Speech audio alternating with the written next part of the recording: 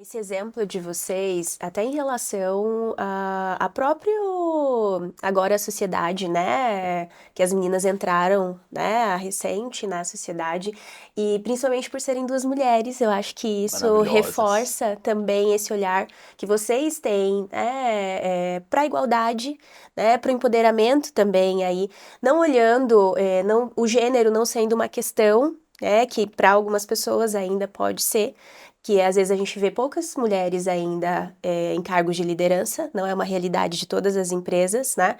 E eu acho que isso é muito significativo quando vocês trazem duas mulheres para a sociedade. E aí, olhando também o percurso delas, né? Não foram duas mulheres que vieram de fora, já prontas, vocês desenvolveram também, né? É, uma entrou como assistente, né? Assistente, advogada júnior, pleno, sênior, enfim, coordenadora e hoje sócia. E a outra também, advogada, coordenadora e sócia. Então, também olhando esse percurso, né? O que vocês acreditam, né? Que reforça esse olhar de vocês genuíno para pessoas, tanto pessoas internas quanto os clientes também.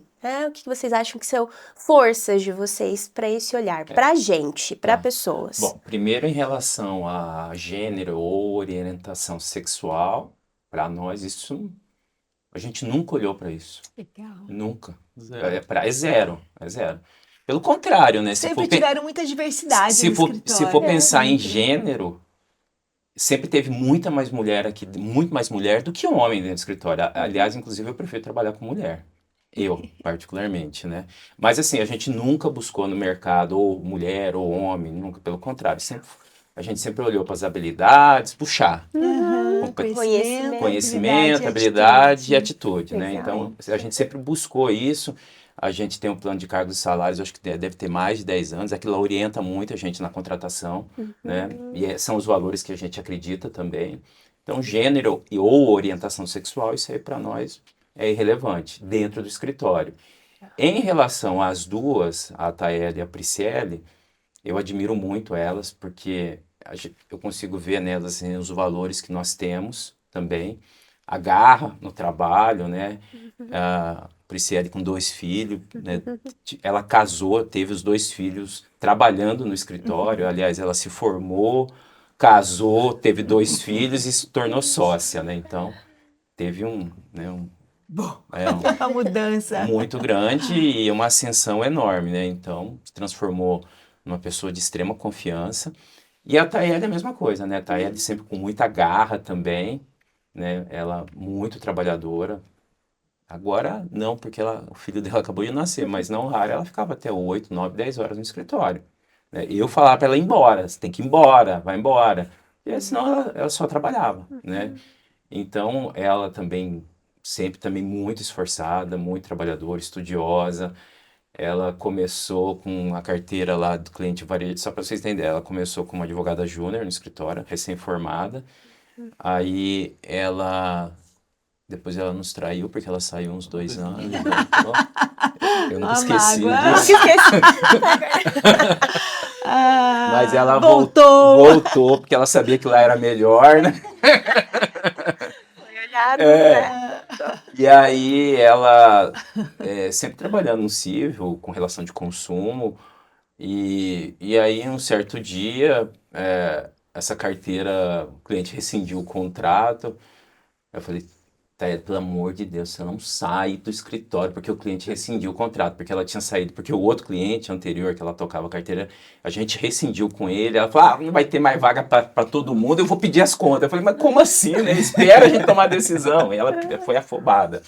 Aí, quando ela tocava essa segunda carteira já em 2019, e o cliente rescindiu, era uma carteira que tinha, sei lá, ela como coordenadora e mais umas 5, 6 pessoas. Foi bem no final do ano, assim, tipo novembro para dezembro. Falei, Thaís, pelo amor de Deus, não peça demissão. Espera, calma. Ela falou, mas o que a gente vai fazer com esse monte de gente? Eu falei, não sei. Não, Calma, gente. calma, vamos passar o Natal, vamos Respira. fazer a nossa festa, depois a gente resolve esse negócio. Aí, Foi até pra festa, né, de final de ano. depois a gente resolve. Agora não é hora de pensar nisso, né? É um negócio Ai, de dar o tempo. isso. Porque Excelente. às vezes, quando a gente não tem a solução, o tempo resolve. É isso. O tempo ele vai trazer uma solução. E foi dito e feito. Na sequência, em janeiro, ela estava lá, não sabia o que ia fazer, nem eu. Eu falei, faz o seguinte, vai fazer uma pós de direito tributário aí lá no IBET, começa a estudar lá, depois a gente resolve. Mas como assim, Votor? Eu nunca fiz tributário, não importa. Começa a estudar, vai fazer o tributário lá. Depois a gente resolve. E aí ela começou a trilhar o caminho no tributário. Olha Ela só. já tinha... Uma- Pós em um processo. desafio que Ela fez já- ela crescer, né? ela já tinha um... E assim, o legal foi que ela acreditou em mim. Confiança. Ela confiou cegamente, porque podia não ter dado certo, né? Ela foi, era uma pós pesada, difícil. Aí, na sequência, a gente precisou de um advogado tributário. E ela já entrou para fazer. Foi um trabalho grande que nós pegamos lá em 2020, na pandemia, você lembra? Sim. Ela já começou, aí já foi engrenando outras questões tributárias. A gente já teve que aumentar a equipe. Legal. E aí depois, quando ela estava assim, 6 meses para terminar a pós do IBET, que era uma pós de 2 anos, 1 ano e meio, 2 anos, aí eu vi que estava começando o mestrado. Eu tinha começado o mestrado do IBET, em São Paulo. E o mestrado caro, porque tinha que viajar a cada 15 dias, a mensalidade muito cara, além das passagens, né? Tinha que ficar lá 2 dias. E aí eu falei, começou o mestrado lá, né? Mas não tem a mínima condição de pagar. Eu falei, não falei pra você pagar, eu falei pra você fazer a prova, faz a prova, vamos ver se você passa, vai que você não passa, né?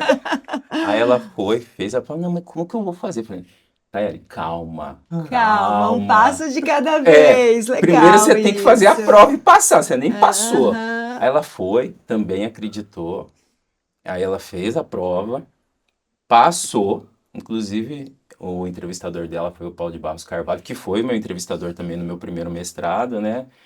E aí ela, enfim.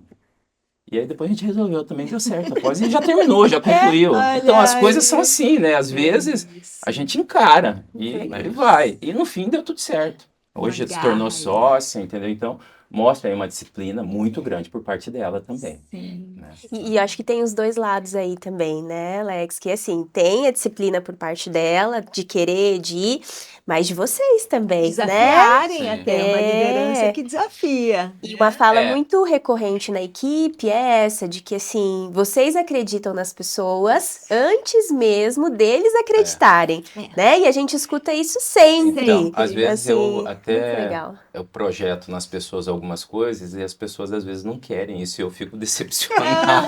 Se frustra, né? Tipo, você quer mais do que a pessoa, né? Eu quero mais. E a gente sempre fala isso, né? O ambiente organizacional, o ambiente do escritório, tem que criar condições para as pessoas crescerem e tentar desafiá-las. Mas cada um é cada um, né? E a gente tem que também ter essa maturidade de falar, ó, eu desejo isso e a pessoa ainda não está enxergando, ou não é o momento, ela está olhando para outro lugar, né? Que faz parte também, né? Mas como escritório, eu acho que nesse caminhar de vocês, como escritório, potencializa as pessoas, né? E cria condições para as pessoas que querem poderem crescer. A gente tem vários exemplos aí no escritório de sucessos, né? De pessoas que conseguiram